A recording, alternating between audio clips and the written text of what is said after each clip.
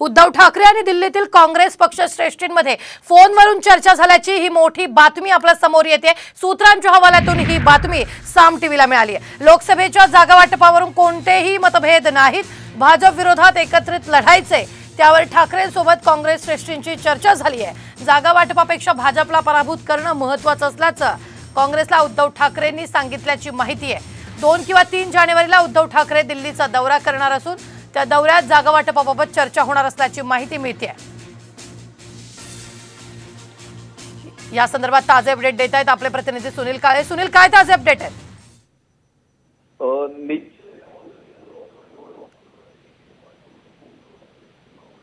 बोला सुनील, आवाज येतोय माझा? उद्धव ठाकरे आणि काँग्रेसचे पक्षश्रेष्ठी यांच्याशी फोनवरून चर्चा झालेली आहे आणि या चर्चेमध्ये कुठल्याही परिस्थितीमध्ये भाजपशी लढायचं आहे आणि मतभेदापेक्षा भाजपला लढणं हे महत्त्वाचं आहे आणि त्यामुळे मला जे जागा वाटप आहे त्या संदर्भात जास्त चर्चा करण्यापेक्षा एकत्र राहणं महत्त्वाचं आहे, अशा पद्धतीची भूमिका उद्धव ठाकरे यांनी काँग्रेसच्या पक्षश्रेष्ठींसमोर मांडल्याची माहिती आपल्याला सूत्रांनी दिली। या संदर्भात फोनवरून चर्चा झाली आणि त्याचबरोबर काही दिवसात उद्धव ठाकरे हा दिल्लीचा दौरा करणार आहेत आणि त्यामध्ये काँग्रेसच्या पक्षश्रेष्ठींशी सुद्धा चर्चा करून जी जागा वाटप आहे त्यांना अंतिम स्वरूप दिलं जाणार आहे।